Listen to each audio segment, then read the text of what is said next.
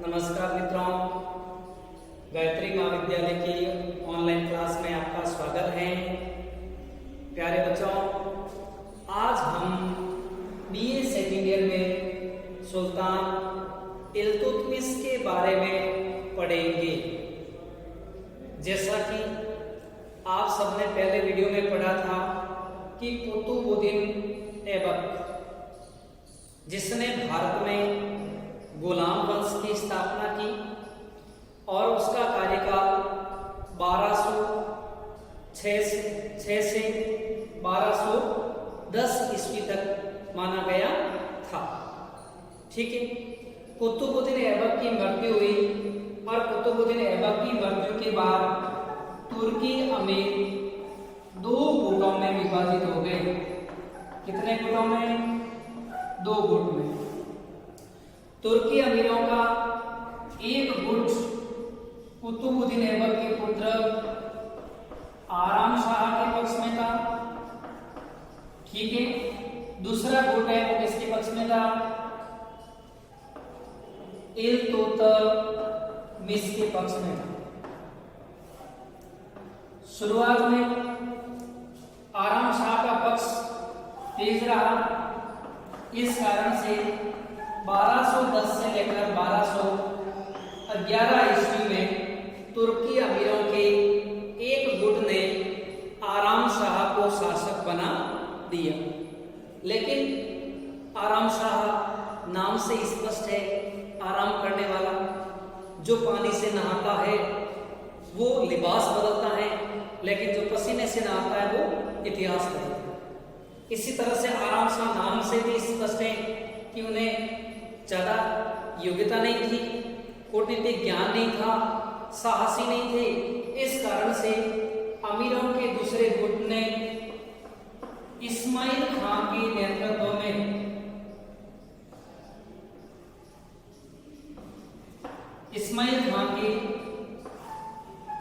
नेतृत्व में इल्तुतमिश को शासक बना दिया। किसको शासक बना दिया? इल्तुतमिश को। सहयोग किसने दिया था? इस्माइल खां ने इल्तुतमिश को शासक बनाने में सहयोग दिया। अब अमीरों के दो धड़े हो गए।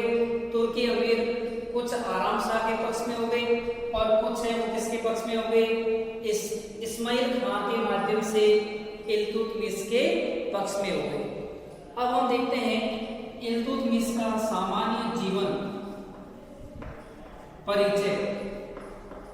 इल्तुतमिश का जीवन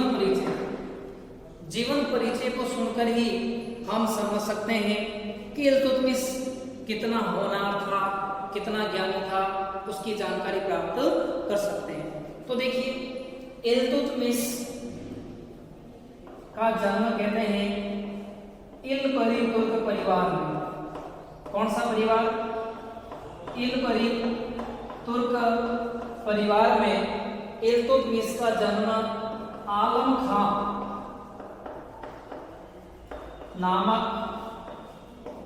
सरदार के घर पर हुआ था, या अमीर के घर पर है वो हुआ था। अमीर का नाम क्या था? आलम खां। तो इल्तुतमिश के पिता का नाम क्या था? आलम खां। ठीक है, इल्तुतमिश बचपन से ही होशियार थे, कूटनीतिज्ञ थे, माता पिता की आज्ञा का पालन करने वाले थे। इल्तुतमिश अपने भाइयों में माता पिता का सबसे चहेता था। क्यों? क्योंकि माता पिता की आज्ञा का पालन करते और अच्छा व्यवहार करते। इस कारण से परिवार में चहेते थे। चहेता होना इस बालक के लिए समस्या हो गई, पर इस कारण से इसे उसके भाइयों ने अकेला देखकर और घोड़े के व्यापारियों को है वो बेच दिया। किसे बेच दिया? घोड़े के व्यापारियों को। क्योंकि उस समय में विशेष तौर से दास प्रथा प्रचलित थी। स्त्री पुरुषों को दासों के रूप में खरीदने का, बेचने का रिवाज है वो प्रचलित था। जिस प्रकार आज अपने मार्केट में किराना की दुकान, स्टेशनरी दुकान, अन्य दुकानें होती हैं, उसी तरह से उस समय में दास दासियों को बेचने खरीदने के भी कार्य होते थे, व्यवसाय के रूप में माना जाता था। तो घोड़े के व्यापारियों को बेच दिया ताकि घर में दूसरे भाइयों का भी सम्मान है वो हो सके। घोड़े का व्यापारी उस बालक को ले गया, बालक होनहार दिख रहा था, और घोड़े के व्यापारियों ने वो बालक किसे सौंप दिया? एक जज न्यायाधीश काजी को सौंप दिया। काजी के परिवार में भी इल्तुतमिश ने अपना अच्छा वर्क, बढ़िया परफॉर्मेंस शुरू की।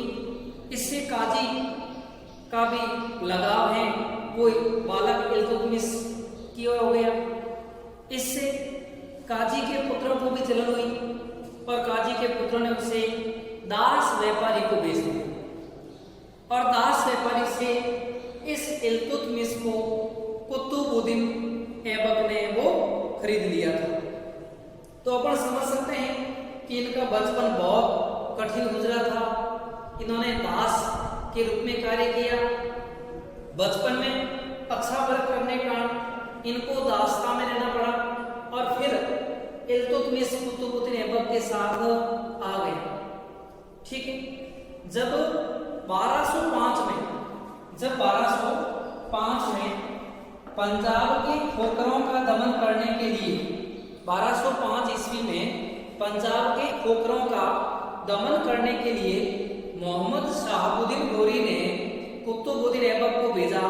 तो उनके साथ में इल्तुतमिश भी गई, और इल्तुतमिश ने अदम्य साहस, वीरता का परिचय दिया, और इसलिए कुतुबुद्दीन ऐबक ने आकर इल्तुतमिश के बारे में मोहम्मद गोरी को पूरा वर्णन बताया। इससे मोहम्मद गोरी खुश हो गए, और मोहम्मद गोरी ने उसे अपने दरबार में अमीर ए शिकार पद पर नियुक्त किया। कौन सा पद? अमीर ए शिकार। ये उस समय में एक अमीरों का पद होता था। तो इन्हें सबसे पहले अमीर ए शिकार पद पर नियुक्त किया गया। फिर इस पद पर रहते रहते इन्होंने प्रोग्रेस किया, अच्छा वर्क करना शुरू किया, अच्छा कार्य करना शुरू किया। इससे उत्साहित होकर, इससे खुश होकर उसे सर जानदार का पद दिया गया। कौन सा पद? सर जानदार के पद से इल्तुतमिश को सुशोभित वो किया था। इस तरह उसने अपनी योग्यता के बलबूते पर गुलाम वंश में अपना स्थान हासिल कर लिया था। बचपन में ही संघर्षशील जीवन होने, कष्ट सहिष्णु जीवन होने के कारण इल्तुतमिश एक बड़े कूटनीतिज्ञ, धैर्यवान, साहसी और विकट से विकट परिस्थिति का सामना करने की प्रतिभाएं वो रखते थे। और इसी का नतीजा हुआ कि जब इन्हें बदायूं का सूबेदार बनाया गया था, तो बदायूं के सूबेदार के रूप में रहते हुए इन्होंने वहां के राजपूत शासकों का दमन किया, और उनके विद्रोह करने पर उनके दमन का मर्दन करते हुए अपनी ताकत का लोहा मनवाया था। इससे स्पष्ट होता है कि इल्तुतमिश दिन प्रतिदिन उन्नति की ओर वो बढ़ रहे थे, और इस उन्नति को देखकर कुतुबुद्दीन ऐबक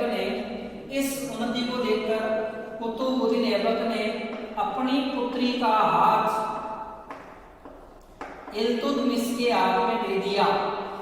कुतुबुद्दीन ऐबक ने इल्तुतमिश की योग्यता को देखते हुए अपनी पुत्री का विवाह है वो किसके साथ कर दिया? इल्तुतमिश के साथ। अब इल्तुतमिश का कद अमीरों में बढ़ गया। तुर्की अमीरों में कुतुबुद्दीन ऐबक का दामाद होने के कारण उसे एक श्रेष्ठ अमीर माना जाने लगा। इससे कई अमीरों को ईर्ष्या भी होनी है वो शुरू हो गई। अब हम इसके बारे में पढ़ते हैं इल्तुतमिश के सामने आने वाली कठिनाइयां या समस्याएं। तो देखिए इल्तुतमिश के सामने आने वाली कठिनाई और समस्याएं।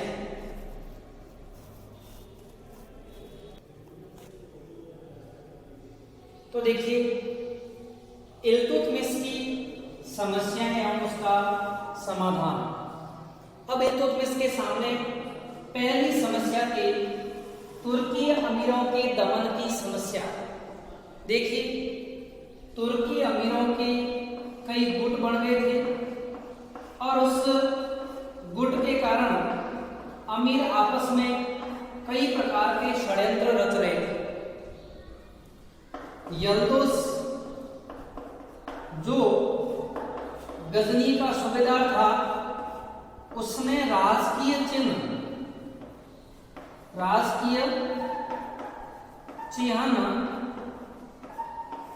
इल्तुतमिश के लिए भेज दिया और राजकीय चिन्ह भेजकर इल्तुतमिश से कहा कि आप स्वतंत्र शासक नहीं हैं, आप गजनी के अधीन हैं।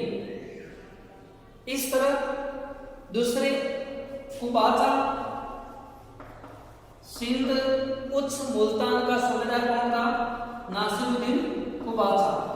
कुबाचा ने कहा कि मैं स्वतंत्र हूं, मैं गुलाम वंश के इल्तुतमिश के अधीन है वो नहीं हूं, क्योंकि कुबाचा और इल्तुतमिश दोनों ही बराबरी में थे, दोनों ही कुतुबुद्दीन के संबंधी माने जाते थे।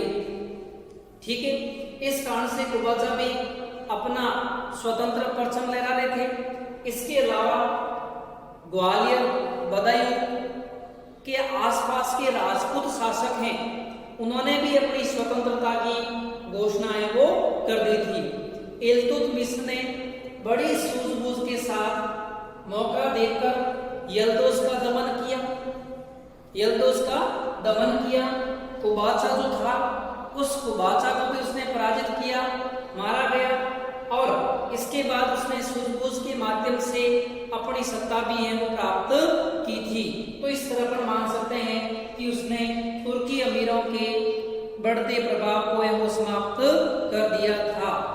इस तरह से तुर्की अमीर जो थे उनका दमन कर दिया। अब अपन देखते हैं दूसरा, सेना का विश्वास प्राप्त करना।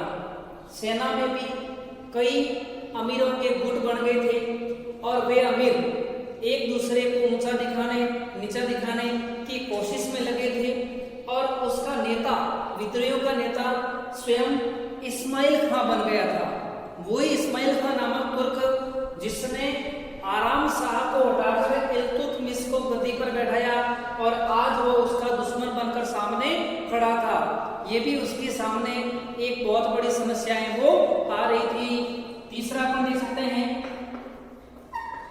हिंदू शासकों द्वारा स्वतंत्रता की घोषणा। हिंदू शासक हैं वे भी अपनी स्वतंत्रता की घोषणा है वो कर रहे थे। उनका मानना था कि कमजोर सल्तनत के दौरान हम स्वतंत्र रूप से सत्ता प्राप्त कर सकते हैं, लेकिन कूटनीतिज्ञ इल्तुतमिश ने इनका भी वो दमन कर दिया। इसके अलावा अपन देख सकते हैं पंजाब के खोखरों की समस्या। पंजाब के खोखरों की समस्या, पंजाब के खोखर जिनका 1205 में कुतुबुद्दीन ऐबक के साथ जाकर इल्तुतमिश ने दमन किया था, आज वे ही खोखर अपने आप को स्वतंत्र मान रहे थे, तो उनका दमन करने की भी इनके सामने एक बड़ी चुनौती और समस्या थी। ठीक है, इसी तरह से अगला पॉइंट अपन देख सकते हैं समस्या में, दुर्बल राज्याधिकार। दुर्बल राज्याधिकार। इल्तुतमिश को जो राज्य मिला था वह दुर्बल था। इल्तुतमिश को कई उसके अमीर भी निम्न मानते थे, इसलिए ऐसे दुर्बल राज्य में शासन करना उसके लिए चुनौती भरा काम था। लेकिन इल्तुतमिश ने अपनी सूझबूझ के माध्यम से इस चुनौती भरे कार्य को भी है वो पूर्ण किया था। Thank you.